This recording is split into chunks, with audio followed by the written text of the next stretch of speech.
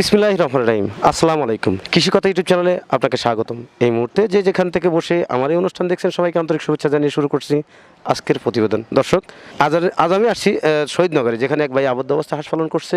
হাঁসের পাশাপাশি মাছ এবং গরু দিয়ে খামারটি, এইগুলো সমন্বয়ে খামারটি গড়ে তুলছেন।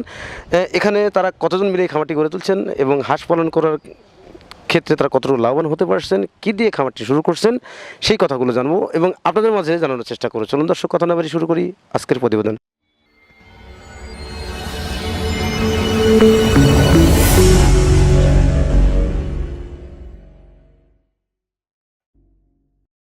আসসালামু আলাইকুম। ওয়ালাইকুম আসসালাম রহমতুল্লাহ বরকাত। ভালো আছেন ভাই? আলহামদুলিল্লাহ, হ্যাঁ আলহামদুলিল্লাহ। আপনার নাম কি ভাই? আমার নাম দুলাল হোসেন দুলাল। আপনার গ্রামের বাড়িটা কোথায়? আমার গ্রামের বাড়ি পাইকহাটাতে, এটাই আমার গ্রাম। ওকে, এই যে জায়গাটা কার? এটা আমারই জায়গা, আমার অর্থাৎ আমার বাবা এবং চাচাদের সাথে ভাগে। আমি বলতে যাচ্ছি যে আসলে যারা খামার করে বেশিরভাগ লোকই তো লিজ নিয়ে খামার করে, বিভিন্ন জায়গায় লিজ নিয়ে। এটা আমার এবং চাচাদের, তো চাচাদের কাছ থেকে আমার লিজ নেওয়া আছে আর কি। আপনি এখানে কতগুলো হাঁস আছে? এখানে বর্তমান হাঁস আছে 700। আপনি কতগুলো হাঁস দিয়ে খামারটি শুরু করছেন? আমরা 1000 হাঁস দিয়ে শুরু করছিলাম। আমাদের 100টার মতো ছোটোবেলায় মারা গেছে বিভিন্ন কারণে, আর কিছু হাঁস ছিল ওগুলো বিক্রি করে দিয়েছি। এখন শুধু ডিম পাড়া হাঁস রাখছি, 700 আছে। কি জাতের হাঁস দিয়ে খামারটি শুরু করছেন? এটাকে আমরা যতটুকু জানি খাকি ক্যাম্বেল বলে, খাকি ক্যাম্বেল জাত দিয়ে। আপনি বড় হাঁস দিয়ে খামারটি শুরু করছেন না একদিনের বাচ্চা দিয়ে? আমরা একদিনে বাচ্চা দিয়ে শুরু করছি। আপনি হাঁস পালনের ক্ষেত্রে পূর্বে কোনো অভিজ্ঞতা ছিল? না, আমাদের আসলে পূর্বের কোনো অভিজ্ঞতা ছিল না। যতটুকু অভিজ্ঞতা মানুষের মুখে, বন্ধু বান্ধবের মুখে বা ইউটিউব দেখে, এই অভিজ্ঞতা ছাড়া কোনো প্র্যাকটিক্যাল কোনো অভিজ্ঞতা ছিল না। আপনি কিভাবে এই হাঁস পালনে আসলেন? আসলে আমরা অংশীদার ভিত্তিতে, তো আমার এক বন্ধু ছিল, তার বন্ধু আবার একটা খামার করছে, সে আইডিয়া দিছে, সেইখান থেকে আমরা তার কথার উপর বেস করে পাইলট প্রজেক্ট হিসেবে আসলে 1000 হাঁস দিয়ে শুরু করছেন। জি। আপনি কি এই খামারটা বড় পরিসরে করার চিন্তা ভাবনা আছে? অবশ্যই অবশ্যই, আপনারা দোয়া করবেন আমরা যেন এটা থেকে আরও বড় করতে পারি। এই হাঁসের বয়স কত মূল? এখন হাঁসের বয়স 7 মাস প্লাস। আপনি এই নতুন সেট, একদম নতুন সেট, এটা প্রথম সেট। এই যে প্রথম সেট আজকে, আপনি কি মনে করেন হাঁস পালন করে লাভবান হওয়া যায়? হ্যাঁ, আমাদের এখনও আসলে লস হয় নাই, তবে আমরা আসলে লাভে যেতে পারি নাই, যেটাকে বলে ব্রেক ইভেন পয়েন্ট, অর্থাৎ খরচ এবং প্রোডাকশন সমান সমান সমান আছি। হ্যাঁ, তো আমরা আশা করতেছি সামনে শীত মৌসুমে হাঁসের ডিম বেশি দেয় আমার জানা মতে। আর তারপরে এখন আমাদের খাবার কষ্ট একটু কমে আসছে। আগে তো শুধু ধানের উপর বা গম বা ভুট্টার উপর নির্ভরশীল ছিলাম, এখন পানি আসছে নদীতে, মানে শামুক পর্যাপ্ত পাওয়া যাচ্ছে, তো আমাদের কষ্টটা কমে আসছে। তো আমরা আশা করি যে হয়তো আমরা লাভে চলে যাবো ইনশাল্লাহ। আপনি এখান থেকে এই হাঁস থেকে কত % ডিম আসার সম্ভাবনা মনে হয়? আসলে আমরা আইডিয়া করছি 70%, যে আমরা 70% হলে আমাদের ইনশাল্লাহ আমাদের এনাফ। তবে আমরা এখন 40 থেকে 45% হ্যাঁ প্রোডাকশনে আছে আর কি। এই যে এখন তো পর্যাপ্ত শামুক দিচ্ছেন, সেক্ষেত্রে আপনার ডিম কি বৃদ্ধি পাচ্ছে? হ্যাঁ, আমাদের প্রত্যেক দিনই 20টা 25টা বা 30টা করে ডিম বৃদ্ধি পাচ্ছে। আর আসলে কিছু কিছু হাঁস হঠাৎ করে অসুস্থ হয়ে যায়, তো ওগুলো আমরা আলাদা করে রেখে চিকিৎসা দিচ্ছি, এবং ওই হাঁসগুলো আমরা জবাই করে আমরা থিসিস করে দেখছি ওর মধ্যে পর্যাপ্ত পরিমাণ ডিম আছে। আমরা চেষ্টা করতেছি খাওয়ার মাধ্যমে ওই ডিমগুলো প্রোডাকশন যেতে পারলে ইনশাল্লাহ আমরা লাভে চলে আসবো। আচ্ছা, পূর্বে আপনি ধান, গম, ভুট্টা ইত্যাদি দিতেন, এখন তো আপনি শামুক দিচ্ছেন। এখন এই যে শামুক দেওয়ার কারণে হাঁসের এই সমস্যাগুলো সৃষ্টি হচ্ছে না? আসলে শামুক দেওয়ার কারণে হচ্ছে কি না, এটা আমরা আসলে আইডেন্টিফাই করতে পারি নাই। তবে যেটা আমরা বিভিন্ন ডাক্তারের সাথে পরামর্শ করি ফোনে, তো ওনারা বলছে যে এরকম হঠাৎ করে ডিমের উপর আসলে পারে, দুই একটা প্রবলেম হতে পারে। তবে যেগুলো প্রবলেম হয় ওগুলো আমরা সেপারেট করে রেখে ওই অ্যান্টিবায়োটিক বা ভিটামিন দিয়ে ওটা 3 দিন পরে ছেড়ে দিলে মোটামুটি আবার ঠিক হয়ে যায়। হ্যাঁ হ্যাঁ। এই শামুক এখন প্রতিদিন এই 700 হাঁসের জন্য আপনি কত বস্তা শামুক খাওয়াচ্ছেন আর কি? আমরা 10 বস্তা। 10 বস্তা প্রতিদিন? তাতে আপনার কি পরিমাণ খরচ হচ্ছে? 10 বস্তা আপনার 130 টাকা করে, 1300 সামথিং পার ডে।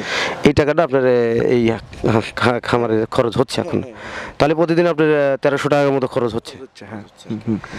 আর পূর্বে আপনি যখন ধান, গম, ভুট্টা দিতেন তখন আপনি এই হাঁসের খামারে কি পরিমাণ খরচ হতো? তখন বেশি হতো, প্রায় 1800 1900 এরকম বা 2000 এরকম হয়তো খরচ হতো।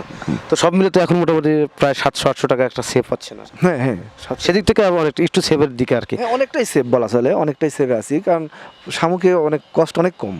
এখন যে ডিম আসছে যে আপনার 400 পিস বা 300 সামথিং পিস, এখন এই ডিমটা কত টাকা বিক্রি করতেছেন? আমরা এটা এখন খাসি যেটা বলে 30 টাকায়, আমরা কিছুদিন ছিল 220 টাকা খাসি, এখন একটু মানে বেড়ে 250 টাকা খাসি বিক্রি করতেছি। মানে কয় খাসি ডিম হয় আপনার? এখন হচ্ছে মনে করেন 8 খাসি 9 খাসি এইরকম। নয় খাসি হলে আপনার তারপরে তো আপনার 9 × 2 = 18, 318 মানে প্রায় 2000 টাকা সব মিলে, তাও তো প্রতিদিন আপনি 800-900 টাকা বাঁচে আর। হ্যাঁ, এখন বাসে আগের কস্ট ধরলে পরে আমরা ওইটাকে বলছি ব্রেক ইভেন পয়েন্ট, মানে আগে যে যেসব আগে যে খরচটা করে গেছেন। হ্যাঁ হ্যাঁ সেই হিসাবে একটু। আপনি যখন একদিনের বাচ্চা সংগ্রহ করলেন, কোথা থেকে সংগ্রহ করলেন? এটা এটা আমরা সংগ্রহ করছিলাম হচ্ছে চাটমোহর মান্নাননগর বলে জায়গাটার নাম, ওইখান থেকে বাচ্চাগুলো আনছিলাম। আপনি তো ইউটিউবে ভিডিও বা বন্ধু বান্ধব সব পরামর্শ করে আপনি খামারটিতে আসছেন, তাই না? জি জি। আচ্ছা, ওইখান থেকে আনার পরে একদিনের বাচ্চা 1 দিন থেকে 7 দিন পর্যন্ত আপনি কি খাবারটা দিয়ে বাচ্চাগুলো লালন পালন করছেন? আসলে আমরা প্রথমে আনি সালে ওই মুড়ি ভিজায় দিতাম, আর প্রত্যেক দিন শেড চেঞ্জ করে দিতাম। প্রথম 2-3 দিন মুড়ি দিয়েছি, তারপর দিয়েছি ফিড, ছোট ছোট ফিডগুলা ওইগুলো দিয়েছি, তারপর হ্যাঁ হ্যাঁ হ্যাঁ ওই ফিড বা ওই দিয়ে শুরু করছি। এটা তো 7 দিন, তারপর আপনি কি খাবার দিচ্ছেন? তারপরে আমরা বেশ কিছুদিন, মনে করেন 21 দিন 22 দিন পর্যন্ত ফিডের উপরে ছিলাম। ছোট ছোট হ্যাঁ জিরো সাইজের। হ্যাঁ হাঁসের যে ফিড ছিল। তারপর কি দিচ্ছেন?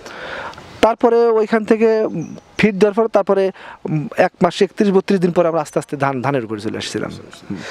আচ্ছা, এই ফিডের থেকে যখন ধানে আসছেন তখন আপনার হাঁসের সমস্যা সৃষ্টি হয়নি? না, আসলে আমাদের তখন সমস্যা হয় নাই। আমাদের সমস্যা শুরু হয়েছে মূলত ডিম যখন শুরু হয়েছে তখন থেকে একটু দু একটা সমস্যা হয়েছে, তার আগে কোনো সমস্যা আমাদের আসলে হয় নাই। আর আগে যেগুলো মারা গেছিলো ওগুলো ছোটবেলায়, আসলে আমরা ওইভাবে বুঝতে পারছিলাম না, সবগুলো একসাথে জ্বর হওয়া ছিল, ওই পায়ের নিচে চাপা পড়ে কিছু হাঁস মারা গেছে বাচ্চা। এক্ষেত্রে একটা জিনিস খেয়াল করতে হয়, আসলে বাচ্চা পালন করার ক্ষেত্রে প্রথমে যখন আপনি 7 দিন 8 দিন বা 10 দিন পর্যন্ত আপনাকে প্রচুর কেয়ার করতে হবে। কেন করতে হবে? কারণ এই বাচ্চাগুলো যখন জ্বর হওয়ার একটা কারণ থাকে, কারণ ছাড়া হয় না। যখন প্রচুর হ্যাঁ যখন ঠান্ডাটা প্রচুর লাগে তখন সব একসাথে জ্বর হয়, এবং সেক্ষেত্রে বাচ্চাগুলো পায়ের নিচে পড়ে মারা যায়। তারপরে একটা কথা হচ্ছে, বাচ্চা পালন করার ক্ষেত্রে অনেক কিন্তু হিসাব করে চলতে হয়। কারণ একদিন থেকে আপনি যেহেতু বলতেছেন যে আপনি 20-22 দিন পরে যখন ধানটা দিচ্ছেন তখন তার আপনার সমস্যা হয়নি, কিন্তু কিছু কিছু ক্ষেত্রে আসলে হাঁসের কিন্তু গলায় ঘা হয়। এ ধরনের কোনো সমস্যা হয়েছে? হ্যাঁ, গলায় ঘা আমরা আসলে মেডিসিন দিছিলাম, বিভিন্ন ডাক্তারের পরামর্শ। এটা থায়ামিন কি, আমি আসলে আমার ফ্রেন্ড দিছিল, আর থায়ামিন আর একটু অ্যান্টিবায়োটিক বোধ হয় দেওয়া হয়েছিল।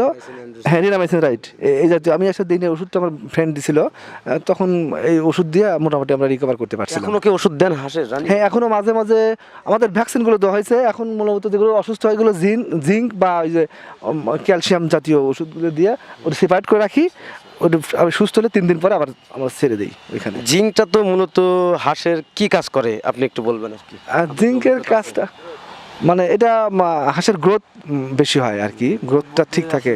এখন আপনাদের তো যেমন আমাদের কিছুদিন আগে আমাদের হাঁসের দেখলাম স্বাস্থ্য কমে গেছে বা লোম উঠে গেছে, পরে ওইগুলো লোম তোলার জন্য বললাম যে ঘটনা, ডাক্তারের কাছে বললো যে এইগুলো দেন, আবার দেখে লোম গজায় গেছে বেশ মোটামুটি। ধন্যবাদ দর্শক। উনি যে জিঙ্কের কথা বলছে, জিঙ্কের কাজটা মূলত হাঁসের দৈহিক গঠনটা ঠিক রাখা, পাশাপাশি যদি লোমের সংকট দেখা যায় শারীরিকভাবে, সেক্ষেত্রে লোমটা বৃদ্ধি করায়, এবং লোমটা কমে যাওয়ার কিছু কারণ থাকে। কারণ হাঁসের মধ্যে কিন্তু মারামারি ঝগড়া হয়েই থাকে। কেন? কারণ ওরা একই জায়গায় বসবাস করে, কিন্তু কেউ কারো পছন্দ করে না। এরা কিন্তু ঠোকাঠুকি করে, লোম ছিঁড়াছিঁড়ি হয়, এটা স্বাভাবিক।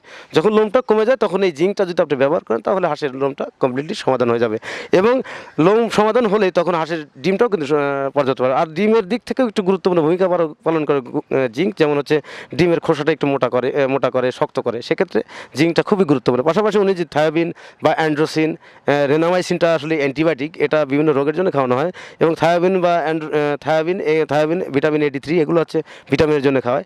হাঁসের বিভিন্ন সমস্যা হলে বা হঠাৎ করে পা পড়ার সম্ভাবনা দেখা দিলে এবং ঘাড় পড়ে গেলে এক্ষেত্রে আর কি ভিটামিন দিতে হয়। কেন দিতে হয়? কারণ রোগ হওয়ার আগে যদি সংক্রমণ বোঝা যায়, সেক্ষেত্রে যদি ওষুধ দেওয়া যায় সেক্ষেত্রে সমাধান হওয়ার সম্ভব থাকে।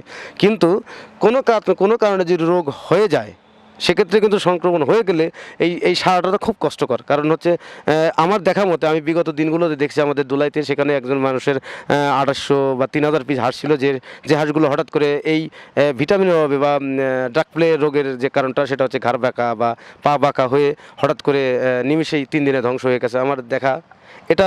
এ ধরনের ক্ষতিতে সম্মুখে যেন খামারিরা না পড়েন।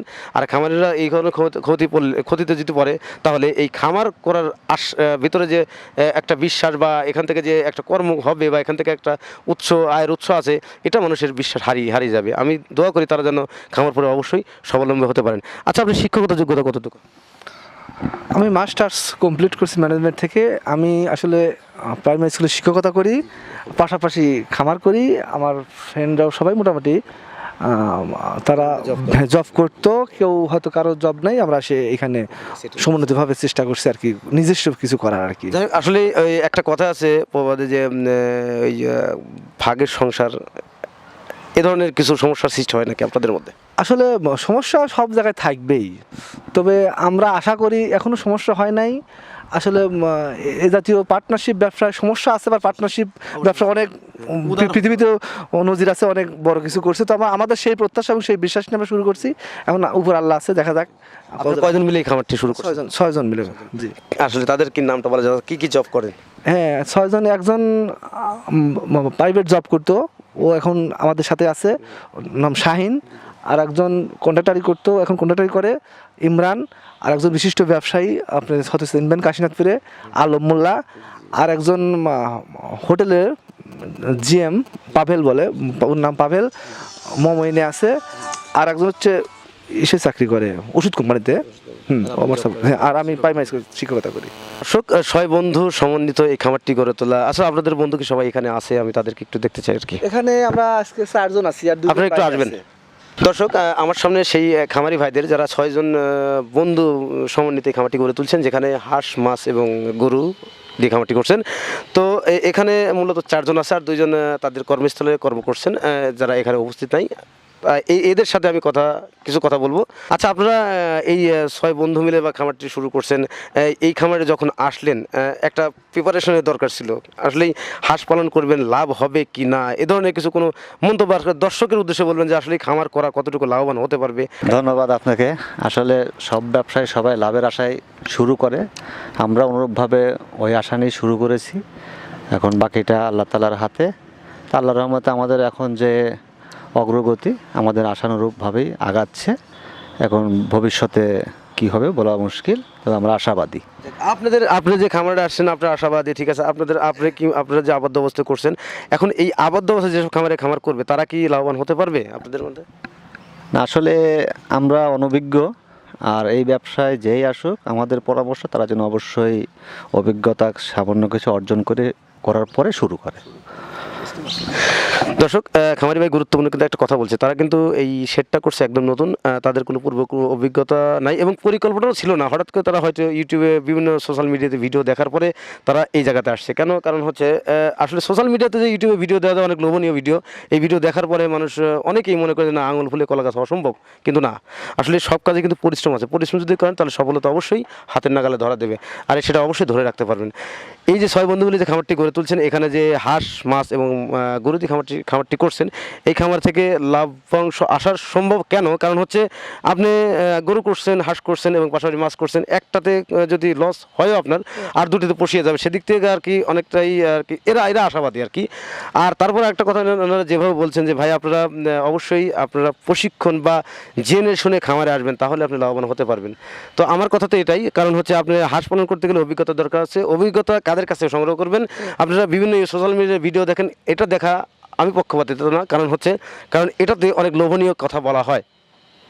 আমার চ্যানেলে আমি আসলে এই কথাগুলি মানুষকে বোঝাতে পারি না, যে তারা লোভনীয় কথা না শুনে আপনাদের এই প্রান্তিক পর্যায়ে যে খামারগুলো থাকে, এই খামারের সাথে তাদের সাথে একটু পরামর্শ করেন, তাদের খামারটা ভিজিট করেন, তাদের সাথে 2 দিন ঘোরেন বা 5টা 10টা খামারে যান, তাহলে আপনি কিন্তু একটা অভিজ্ঞতা অর্জন করতে পারবেন। আচ্ছা, এই খামারে যে আপনি 1000 পিস হাঁস আনছেন, তার ভিতরে 100 পিস মারা গেছে, 300 পিস বাঁচছে আর কি, এখনও 600 বা 700 পিস হাঁস আছে, এখান থেকে আপনি 40-45% বা 50% ডিম পাচ্ছেন।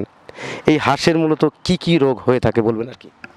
এই হাঁসের প্রধান দুটা ব্যাধি হচ্ছে ডাক প্লেগ এবং ডাক কলেরা, এবং অন্যান্য প্রাণীর যেরকম রোগ বালাই আছে সেটারও আছে। তবে এই দুটাই হচ্ছে মহামারী আকার ধারণ করে, যার দরুন একটা খামারি একবারে শেষ হয়ে যাওয়ার মতো অবস্থায় থাকে।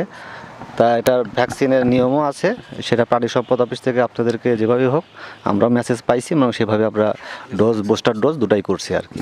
আশা করি হাঁসের কোনো এখন সমস্যা আল্লাহর রহমতে নেই। না, আমাদের আল্লাহর রহমতে এই দুটা রোগে এ পর্যন্ত কোনো কমপ্লেন নাই আর কি। আর অন্যান্য স্বাভাবিক কিছু ঠান্ডা এটা সেটা লাগে থাকে, সেটা আমরা মেডিসিন দিই, আল্লাহর মধ্যে ঠিক হয়ে যায়।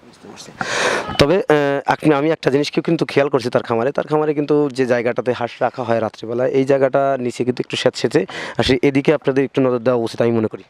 হ্যাঁ, আমরা এটা এটা নিয়ে খুব অবজার্ভ করতেছি। আসলে আমাদের এরকম ইনস্ট্রাকশন ছিল না আগে থেকে।